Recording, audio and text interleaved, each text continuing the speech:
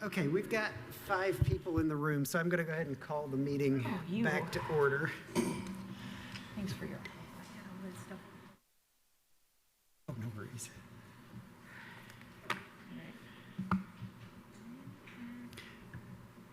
Okay, so I will now call to order the May administrative meeting of the Plan Commission. So Jackie, would you call the roll? Sure. It's May. Scott Ferris. He'll be back, I'm sure. Rudy Fields. Here. David Henry. Stepped out for a minute. Jeff Morse. Here. Julie Thomas. I am here. David Bush. Here. Margaret Clements. Here. Tron Enright Randolph. Okay. Well, we do have 5 members currently in person and a quorum. Howard. So We only lost 3 people. It's not a very good percentage, but Only? I would have to keep online, I going, think, so. just make sure. Let me just check with tech services. Tech services, can you verify that our, I think our room is muted. That might be part of the reason I can't. I think the Teams is muted for the room. Can you go ahead and unmute it for us? Sorry, I might have you do that one more time. Might have to do this all over again. Yes. Okay, now you can go. It's back live. Okay. Do you want to call roll again Yeah. on those 2 people?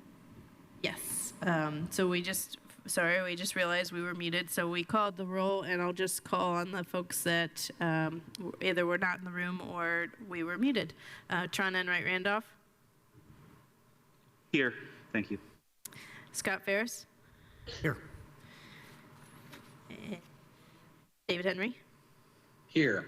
Okay, so we have 8 members in attendance and a quorum. Okay.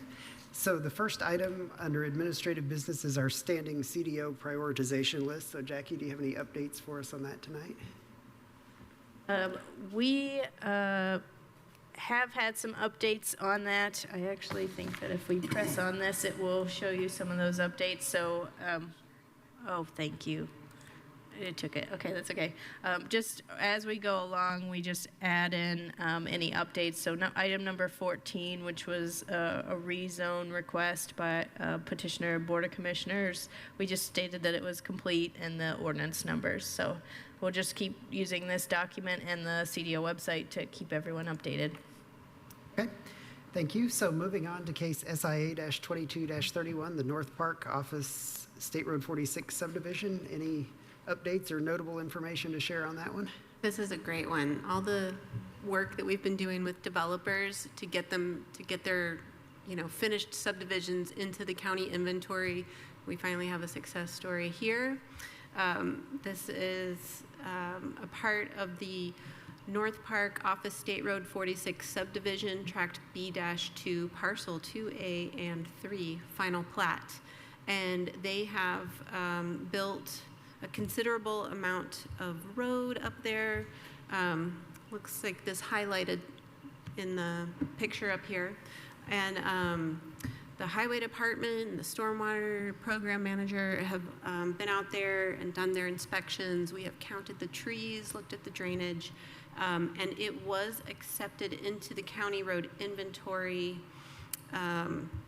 just a few weeks ago. I have it in here in this report someplace. It's in the report, but it did go to the county commissioners and was accepted.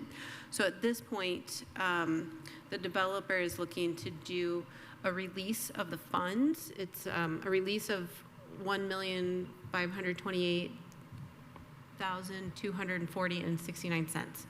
And with that, they would need to then post a maintenance bond, which would be valid for 2 years, in the amount of $122,257.37. We would, like for that to be in our hands, in the county staff's hands by July 10th, 2025, because it really needs to be like a handoff of, we'll give you your letter of credit back as we are getting this maintenance bond put in our hands as well at the same time.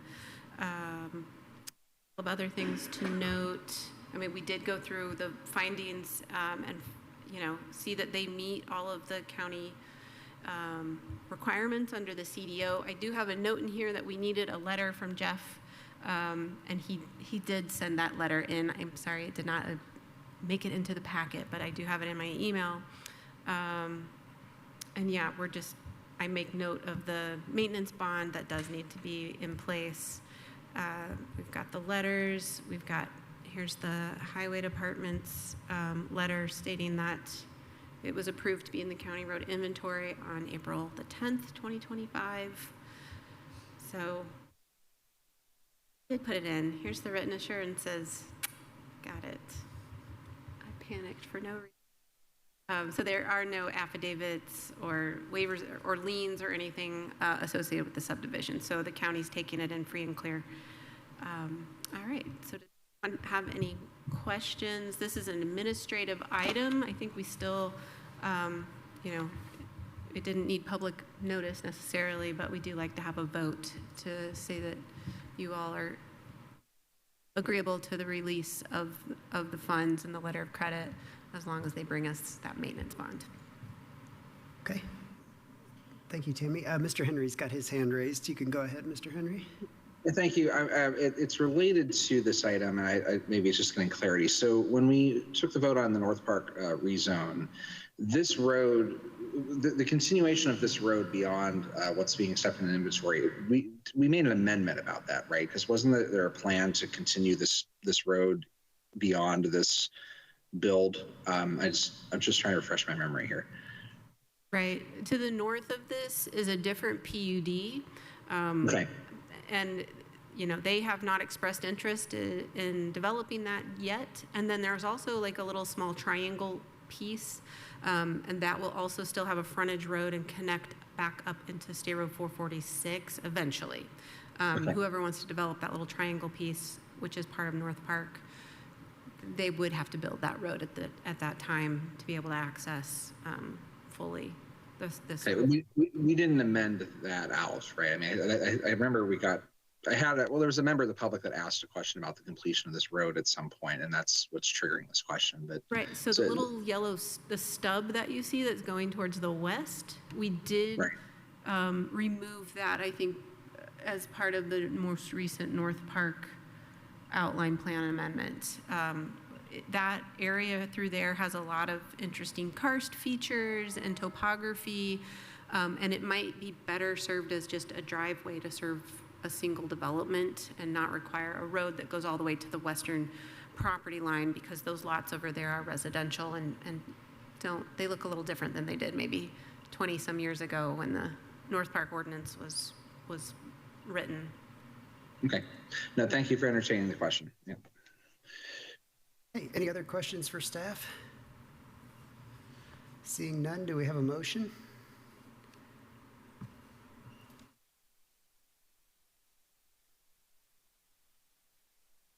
We do vote on administrative items, but you don't necessarily have to take public comment.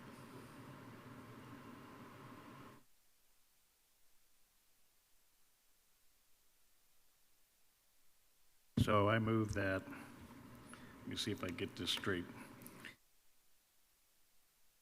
That, and we're going to do it at the Planning Commission level, right? Okay. I move that we approve the performance bond release request, specifically the release of the performance bond guarantee for public improvements of $1,528,240.69, and that the developer post a new 2-year, $122,257.38 maintenance bond with the Highway Department, and do that prior to June 10th, 2025. And there's no waiver in here, correct? Second that. Okay, it's been moved and seconded to approve SIA-22-31, which is a release of the performance bond guarantee. And it says, I'll just repeat it, staff were recommending that we approve the release of a performance bond guarantee for public improvements of $1,528,240.69, and that the developer post a new 2-year, $122,257.38 maintenance bond with the Highway Department before June 10th, 2025, and before we may release the full performance bond.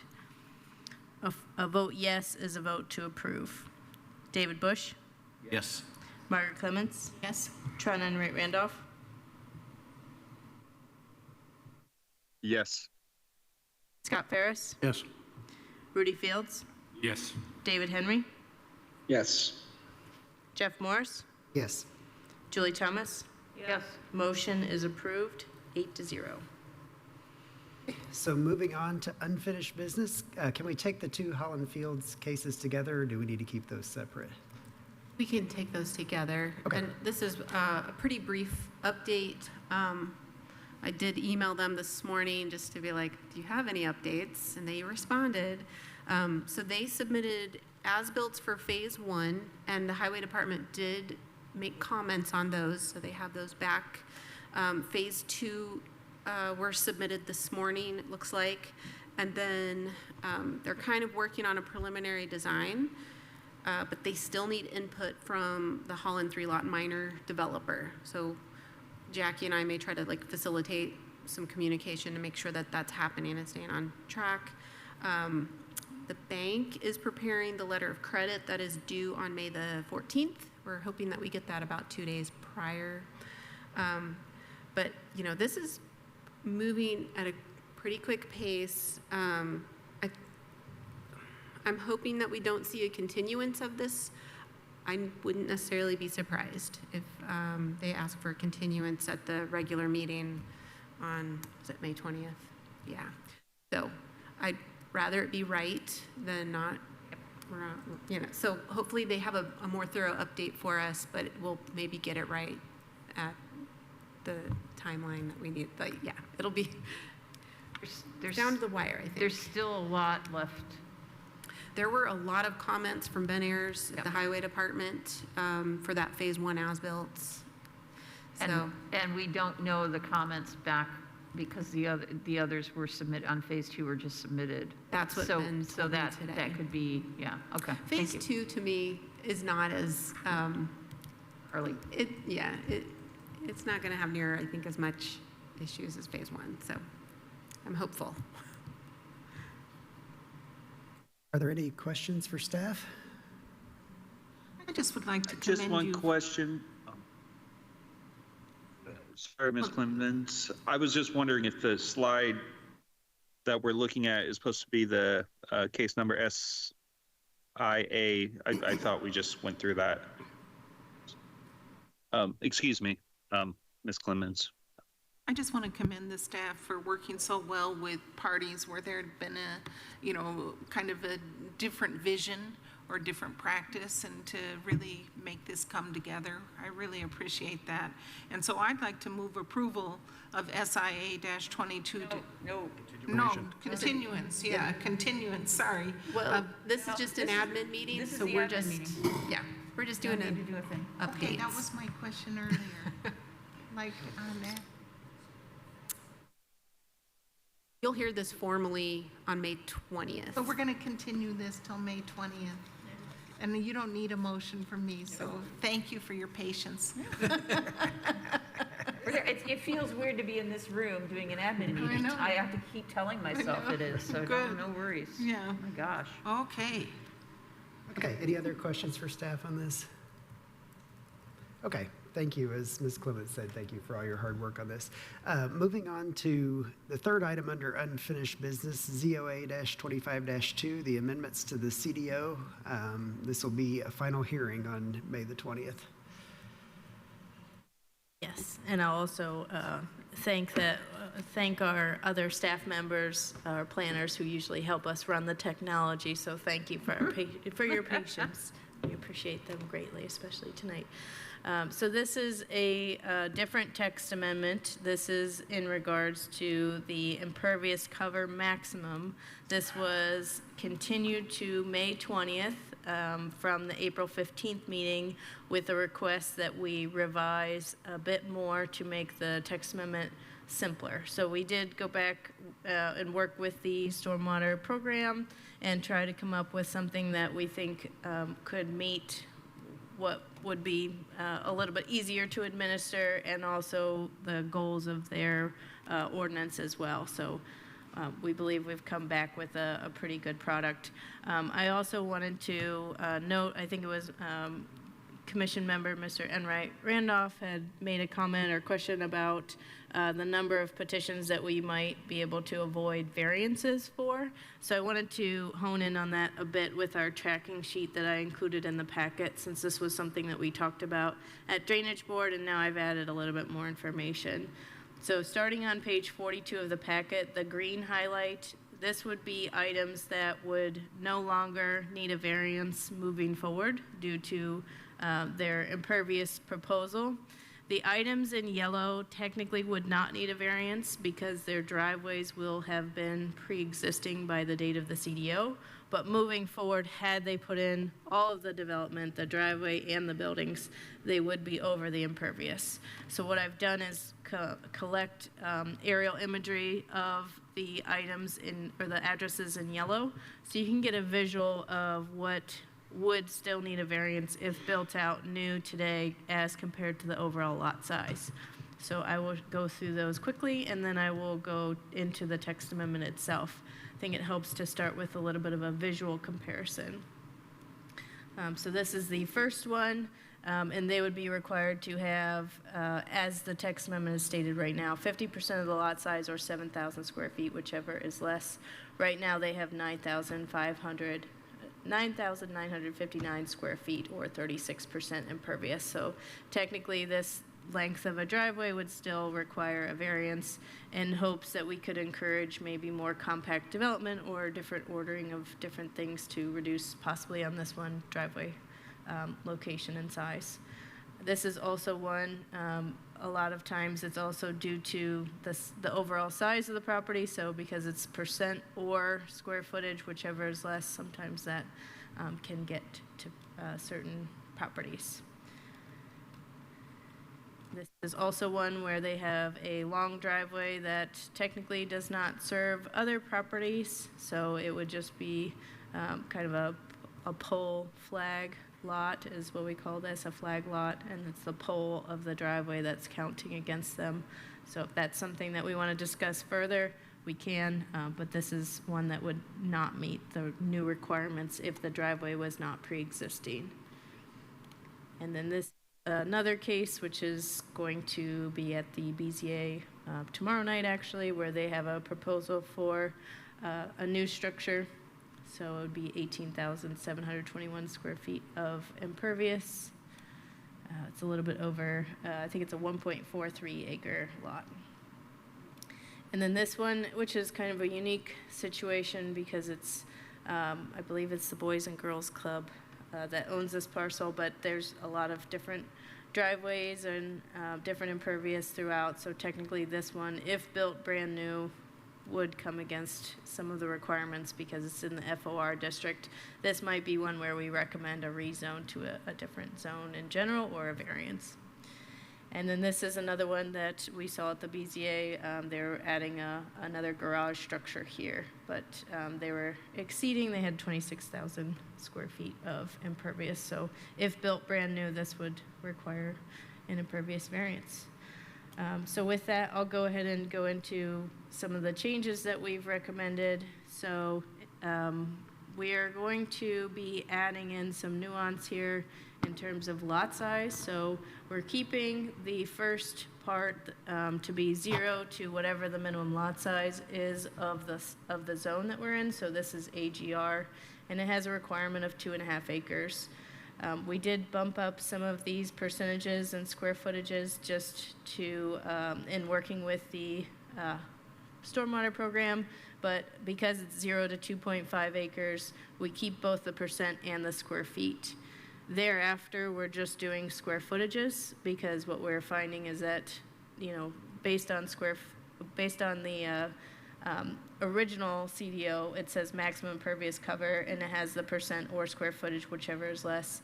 That would mean that even if you owned over 20 acres, you would have the same impervious cover as somebody that might have exactly 2.5 acres. So we thought it would be helpful in the number of variances that we're seeing and in keeping with kind of the purpose statement of the impervious cover maximum to amend these a bit to allow greater flexibility. And then the superscript number 2 was added to state that we were going to see exceptions. So this was for the AGR district. And then we did similarly for the FOR district, so 25%. And then we did increase these above the AGR district because these have a 5-acre minimum lot size. So hypothetically, you're skipping a whole row. So it's not 0 to 2.5, 2.51 to 5. You're just going 0 to 5, 5.01 to 20, 20.01 or greater. So we just caught up with that for that reason. And then we did similarly for the CBR as we did for the AGR district, minimum lot size 2.5 acres, the same as AGR. And then we did not amend, the only thing that we amended for the R&H zone was we still have the exceptions allowable under 813, which I will get to in just a second. And then residential was another area that we saw a lot of demand for variances in that table that you saw us tracking. So we have increased the amount for within a critical watershed. This is where most people were getting into a need for a variance. So that's changing to 30% or 5,500 square feet, whichever is less. And then we've increased it for those having over the minimum lot size that they could have more square footage of impervious. And then, as I mentioned, the rest of the zones are adding that superscript, so I will go down to the section on 813.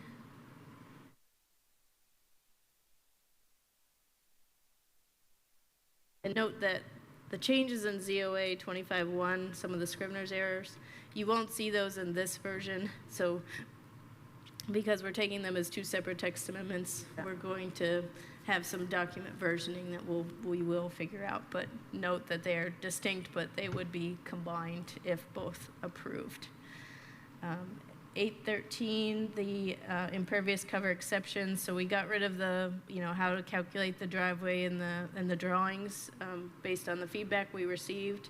So we added in, we still have the purpose statement, which is to the purpose of the impervious cover maximum standards are to encourage compact development and therefore reduce overall impervious cover, to implement open space requirements on individual lots and possibly reduce negative stormwater impacts, reduce erosion related to excessive sheet flow runoff as a result of greater impervious cover, reduce ponding of water on properties, reduce impacts to adjacent neighbors, protect critical watershed areas and areas prone to flooding from increased flash flooding as a result of large impervious cover. And the exceptions that are being proposed at this time are driveways in existence on March 11th, 2024, which is the date of the last high quality flyover that we've had in the county that's publicly accessible. And then we added in also, based on the feedback from the last meeting, that in addition, driveways that had proper approvals for installation prior to December 19th, 2024 would also be exempt. And then we've exempted driveways within access and utility easements or utilized to access another lot of record shall be considered exempt, and sidewalks within private property that are for public use exempt. So I can take any questions.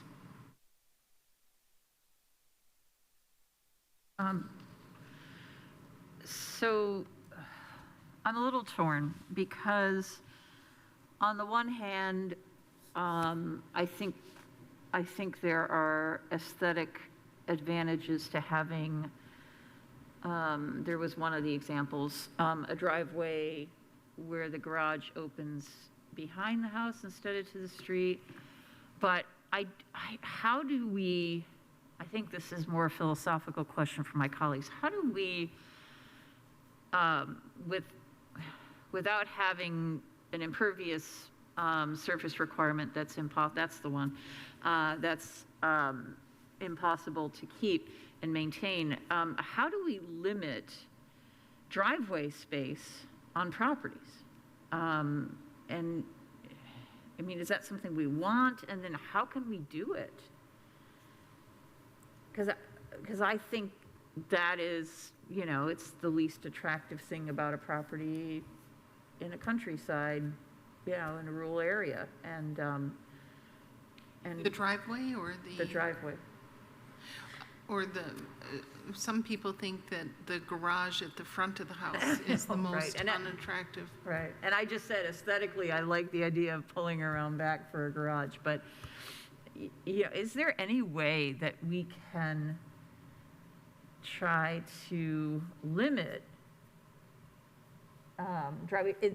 Because what somebody could have done on this example is they could have built also a circle drive in front of their house, plus the drive that goes to the back, right? And how do we prevent that from happening? I'm not so worried. This is a good example. I think it's fine, but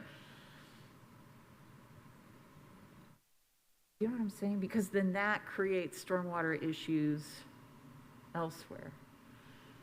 But I don't want to be so involved in people's lives that we, you know, so, but we do need to limit driveway surface area, right? I wouldn't want to see this house with a circle drive in front and a drive that goes to the back, right? So how would we prevent that from happening?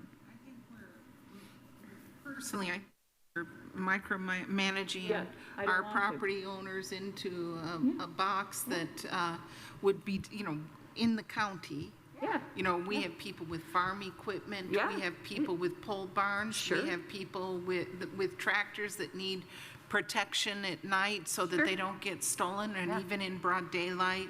And those aren't, not everybody has a zero turn radius Yeah, no, of course. machine.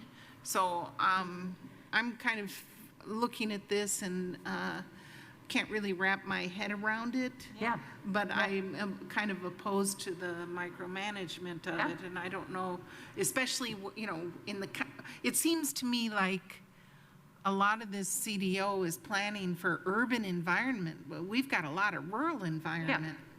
Yeah. A lot of rural environment, and that's what we want, and that's what we want to preserve. And we're making it look, you know, with our landscaping requirements, with the exception of Mr. Ullman's wonderful suggestion that we swap out street trees for forest, you know, a tree conservancy area.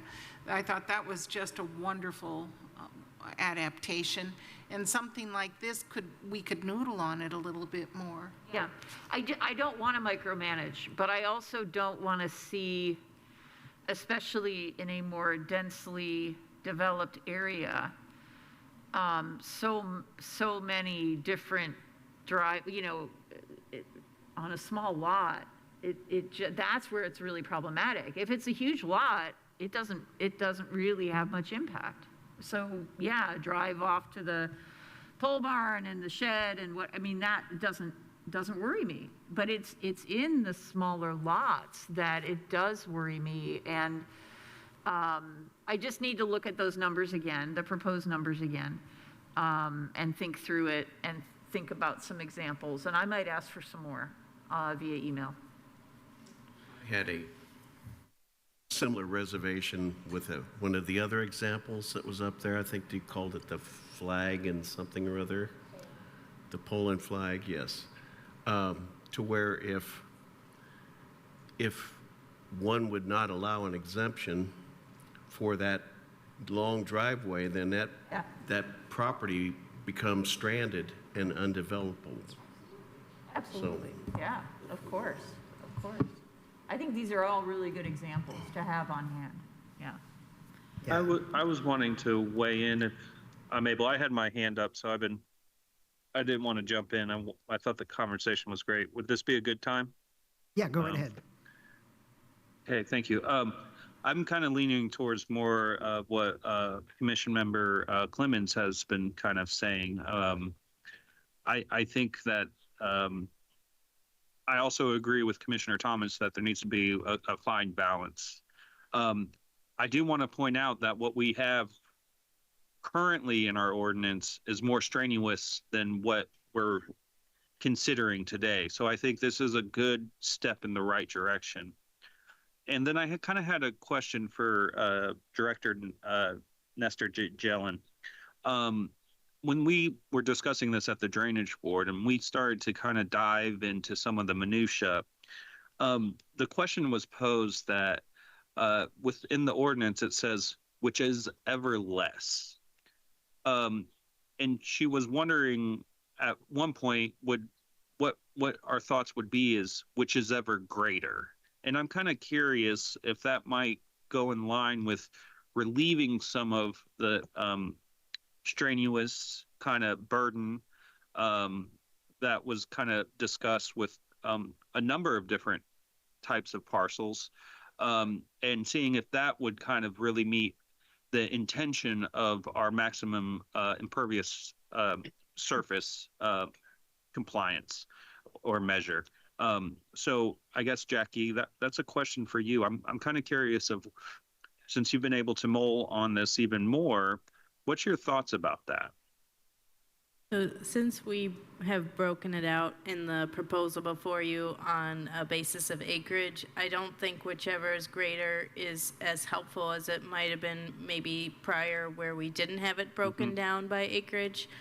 So if you did in this case say whichever is greater on this 0 to 2.5 acre maximum, the concern might be that if you have a substandard lot, let's say it's only 0.5 acre, you'd be saying that 25,000 square feet could have impervious cover on it, which would be over half. So it's, I think, still important to maybe consider getting the numbers right on the 0 to 2.5 and keeping those both percent and square footage to accommodate those different lot sizes. But adding in those other breakouts of acreages I think are important. As you stated, this is less restrictive than what we have currently, and we do have quite a few variances coming through, and I think people are interested in looking at this. I will say, you know, that when we did this originally and based it upon the drainage critical watersheds, I do want to note just on the screen here, because it does surprise me each time, that those do not just center around the city. Those are out throughout the county. So those more restrictive standards, you know, as those watersheds are put onto the map and approved by the Drainage Board, those are areas that they may have concerns about a large amount of impervious. So I know, you know, we are a rural county in a lot of areas in a lot of ways, but those drainage areas and the floodplains and the lakes, we have a lot of interesting and sensitive topography. So we did have originally a maximum building coverage and a minimum open space, kind of differentiated based on the zone. We like having the idea of having a really consistent measurement across the county, but if we need to go back to separating out maybe the AGR, FOR, CVR separate from some of the other zones, we can also talk about doing that. This is just working from what we have currently. Thank you so much. And I think what you're doing is great. I just have one quick follow-up, and that's just for everyone kind of that I just want to make sure is aware that if, you know, this allows some more relief, we could move this forward. It could potentially get adopted by the county commissioners, and we could also ask planning to continue to look at this and then bring us another proposed amendment in the future. Is that correct, Jackie? That is correct. Thank you. I'm going to still go ahead and add that I know that Madam President Clements had the concerns about being rural areas and pole barns and such. And if you look at superscript number, is it 2? Impervious surface does exclude agriculture buildings. So we don't kind of take that agriculture farming like type of use into consideration with impervious surface. So I just wanted to make that one point. But the driveway would still count up to the pole barn, right? Yeah. So when we talk about impervious surface, we're talking about a lot of different things. It could be a structure, a pool, a tennis court, and a driveway.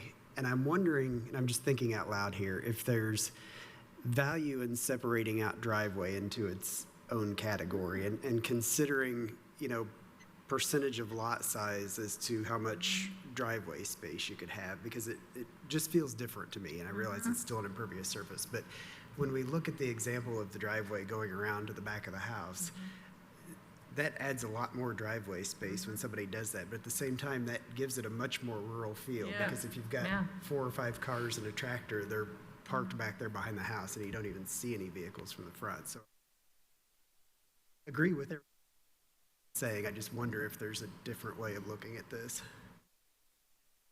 So that one option could be to review the definition, which we do have in the packet, of impervious cover. And one of the things that we could discuss is we could eliminate driveways as part of the impervious cover definition, which would exempt it from the calculation. We do have it stricken right now because it was accidentally in there twice, so these are duplicates, I apologize. But we did talk to the stormwater program manager, and I think one thing that they want to keep in mind and communicate is that in the future, there will likely be an amendment to how the stormwater fee is assessed for lots in the county, and that it would potentially relate directly to the amount of impervious cover. And so if in our ordinance we had a different definition of impervious cover than what they had, there was just some concerns that people might have future confusion over what counts towards a possible fee for amount of impervious per lot. And driveways, they definitely would like to consider that as part of an issue. They actually get a lot of complaints about driveways in the county. So that was going to be my question. What is staff's experience with driveways and the creation of driveways? I mean, it would kind of be surprising to me to learn that somebody wanted more driveway than they absolutely had to have, but I guess I'm wrong. Yeah. So we have setbacks in the county, and a lot of people want to be much further away from a road, especially a busy road, than what the minimum necessary is. So thinking through, if we have an impervious cover maximum, I think the goal of it is to really guide people into building in areas that may reduce maybe further disturbance in a tree canopy area, for instance, and building closer to the road. But what we've seen is that a lot of people have pre-existing driveways, and their house is already in a location. They're not going to undo their driveway to build closer to the road. And also a lot of people, I think, have a desire to live further away from people and be in the quiet area of the county. So it's been really challenging to look at all the data and look at how many people are coming in the different instances, and to know that the goal isn't to eliminate all variances. The goal is to get it right. And I think those images help a lot, because you can say, now I think this one might be a problem, but I don't think this one should be a problem. And then you can work backwards from there, which is what we've tried to do. But if there's a desire to eliminate driveways from the calculation, I think that that's something that we could do. I will say that all the way back in 2010, we hired a consulting company in coordination with the stormwater program at the time, and they stated that the top reason that there's a lot of impervious in the county is due to large driveways. So this is something they identified in the past as something that if we really want to hone in on impervious in the county, it's driveways. So very interesting. Thank you. I have comment. Driveways, I guess the comment involves around the definition of driveway, and absolutely, if it's asphalt, if it's concrete, those are totally impervious. I am a little less comfortable with crushed limestone, and I do understand that if it's packed nice and tight and you have a significant thickness of it, then yes, it does tend to become more impervious. But I also know that limestone is based upon organic minerals, and if you crush it fine enough, it becomes ag lime, and that's what the farmers put on their fields to promote growth. So I think that one might be a little tricky to define, and I can speak from my own experience that my asphalt driveway and my concrete pad up by the garage absolutely are impervious. My crushed lime that goes back to my outbuildings, I don't use herbicides, so whatever I put down, now I mow over because it's completely grown over. And I think eventually you might have difficulty separating a crushed limestone driveway from a lawn at some point. And at what, it varies in degree in its permeability over time. So be careful how you define it. Yeah, we've got Mr. Henry with his hand raised. Yeah, thank you. And I wasn't going to comment on it, but I appreciate Mr. Bush's comment because, yeah, I mean, and I guess that's a question for staff. I mean, are we considering gravel impermeable? Because that does change a lot of calculus and cover. And also, I guess, variance if somebody wanted to convert that driveway to asphalt, right? Because if it was impervious as gravel and then converted, I mean, is that a variance on this, or I mean, I guess this is a little granular. So I mean, let me ask that question, Jackie. Does that matter there? And then I'll make my comment that I raised my hand for. Yeah. So how it is currently defined, we only are excluding gravel that's used for landscaping applications. But in your example of somebody wanting to convert a gravel driveway to an asphalt or a concrete driveway, we don't get involved in that typically. So it would only come to us thereafter if they proposed a new pool or a pole barn or any other structure that we would then calculate at that time. And some of that would be grandfathered anyway, based on the conversation we've had, right? Because if that's already existing.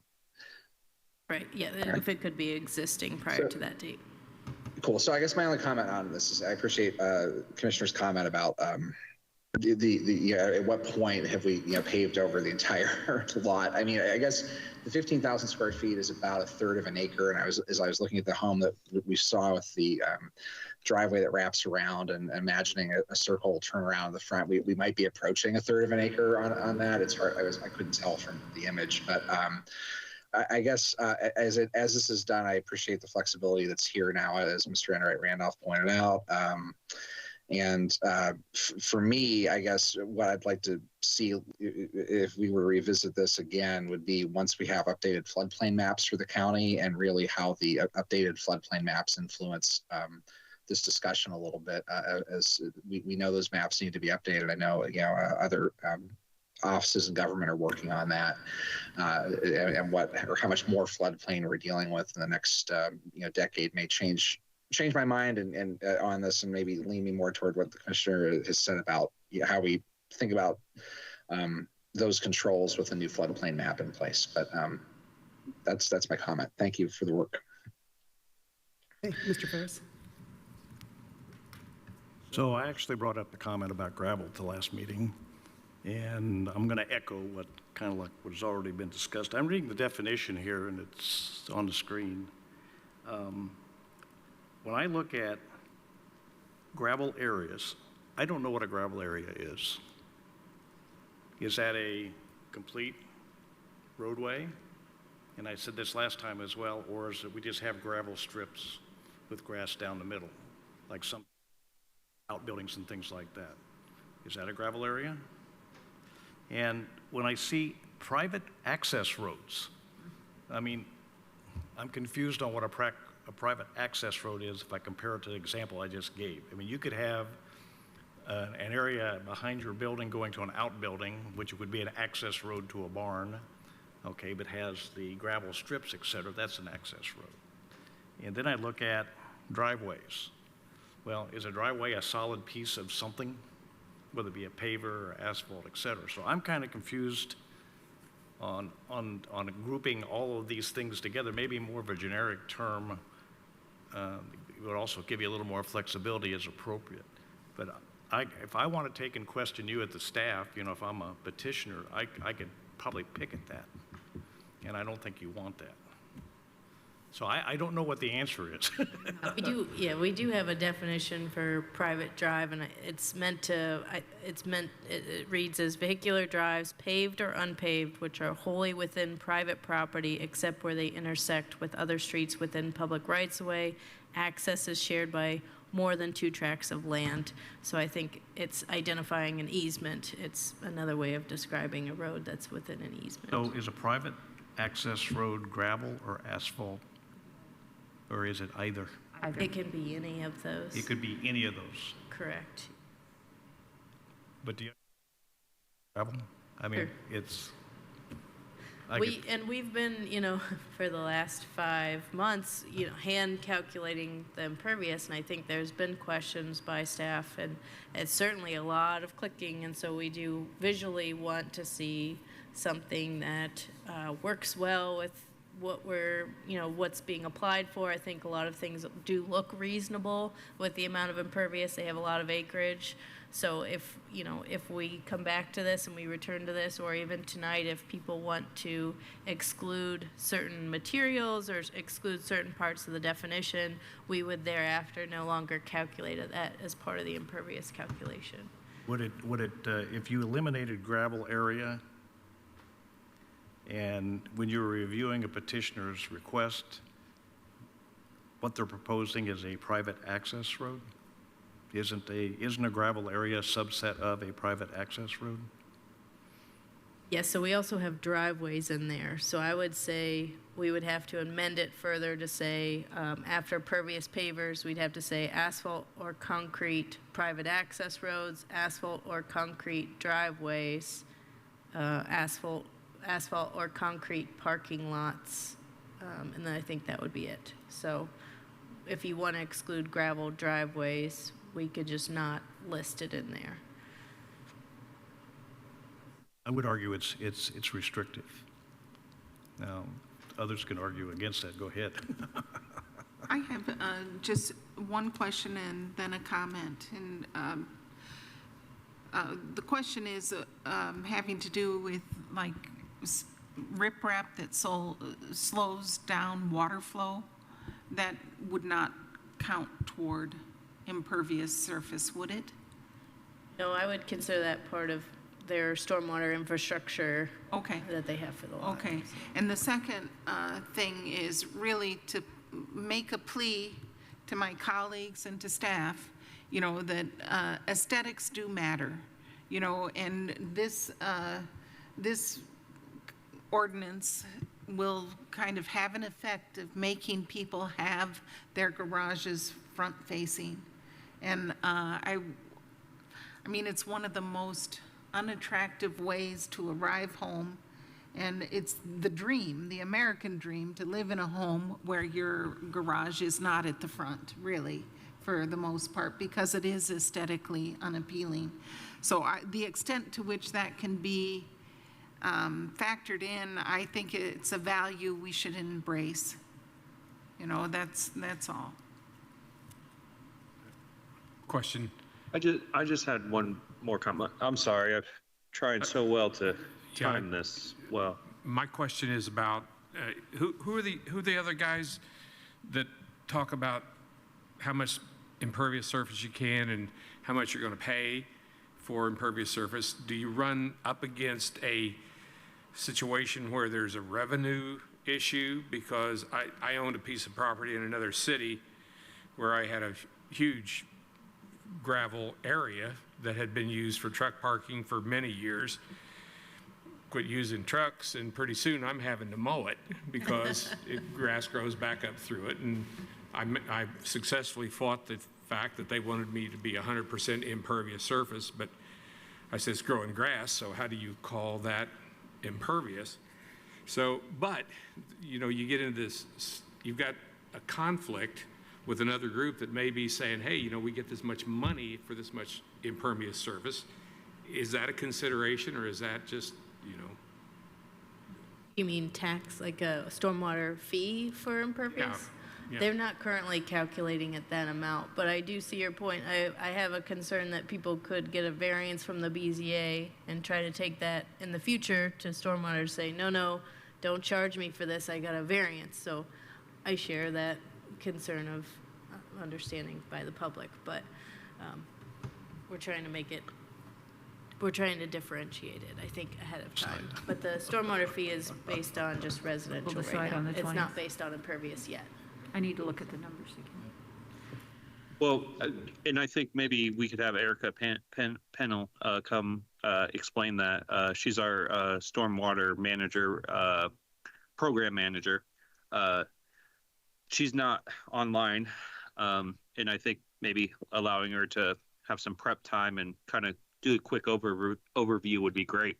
There is some calculations of impervious surface, but that's more outside of residential. That's how they calculate it for like commercial use and other types of commercial use.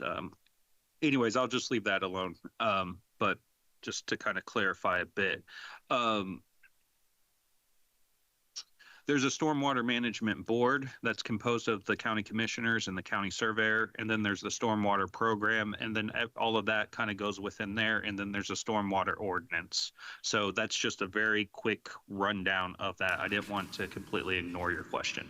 But I was actually kind of going back to Mr. Ferris's discussion with, how do we really want to distinguish these types of surfaces? And we used to have pavers and like gravel as as incentives to kind of use that material to help with some of the stormwater drainage needs. I really would hate to, go in a direction where, gravel is the same as asphalt.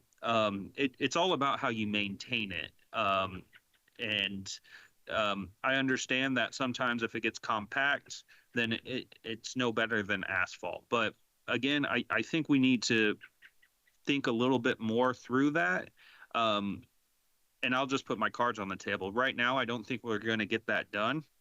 And I think what we have in front of us is something I can totally support because it's going to provide some relief. But I definitely think this needs a longer discussion. And we also talked about doing coefficient calculations. Maybe that could be something done on surfaces such as gravel. But that makes it more of administrative lift. So there's a lot of things that have to be balanced.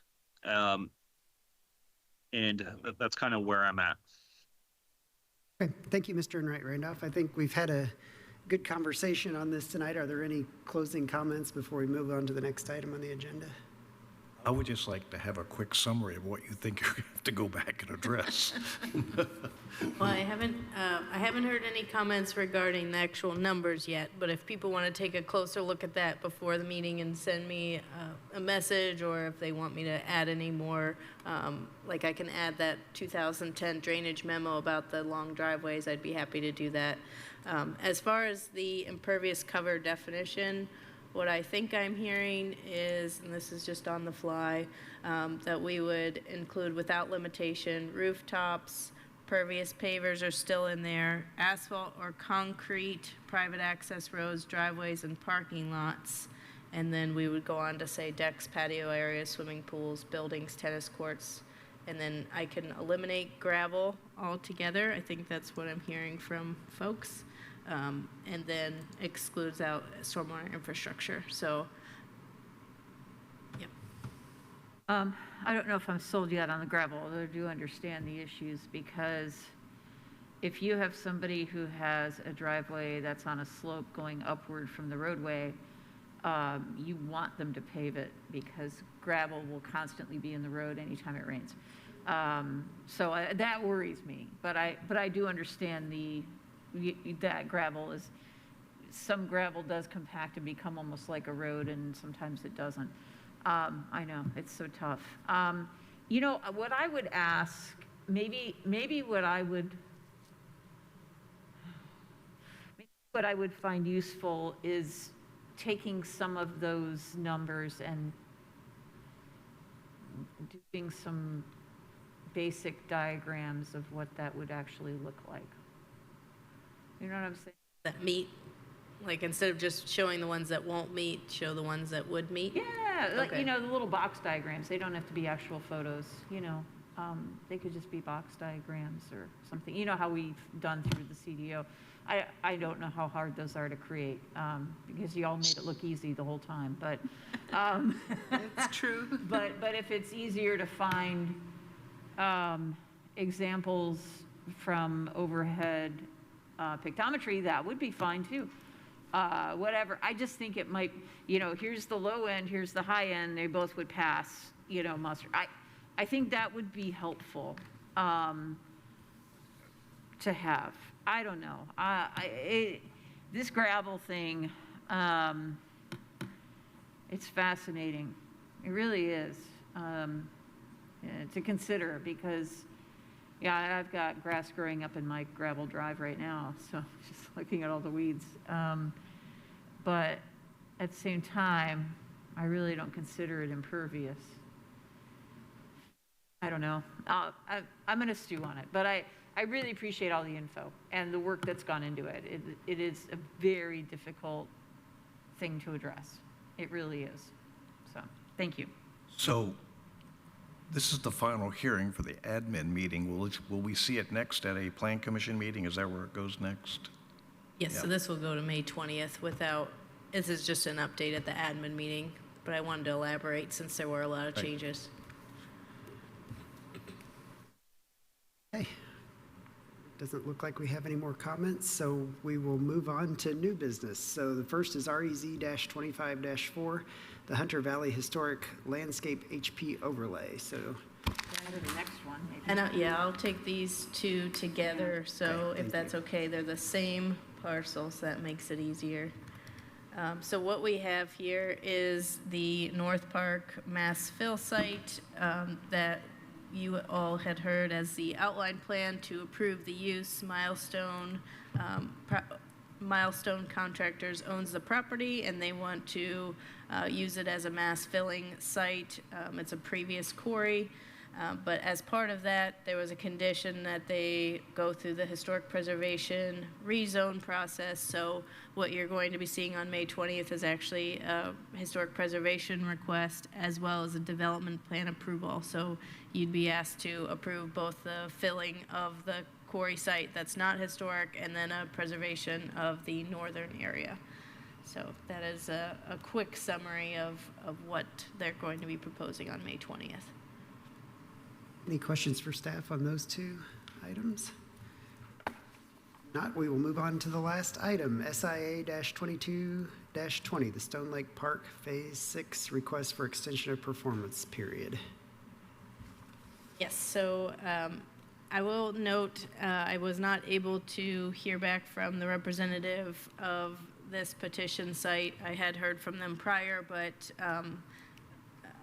the original developer is not in the best of health, so one of his family members is helping take this forward.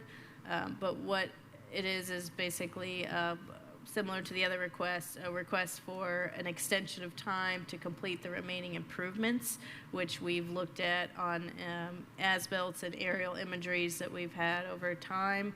And it looks like it's just going to be sidewalks, street trees, inlet repair, vegetation and pond swale repair. So we were able to get our stormwater program. Stormwater inspector did go out and visit the site just because one of the last homes is developed between drainage easement as the main drainage for the site, and they took some helpful photos. So we believe the work could be done by this summer in time for when their letter of credit expires. So we would prefer not to extend the letter of credit and just see if they can finish the project. The remaining portion is mostly private anyways.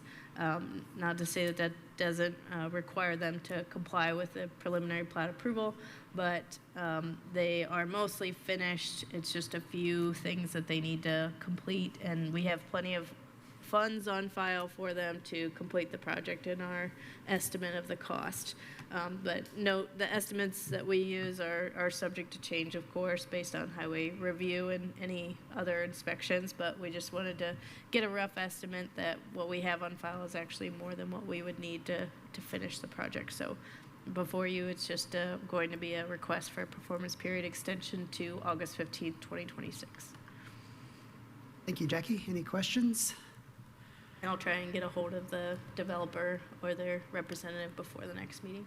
Okay, thank you. That was the last item on our agenda, so anything else tonight, Jackie or Tammy? I do not have anything. Thank you for your patience. We have a motion for adjournment. Okay, have a good evening. So moved.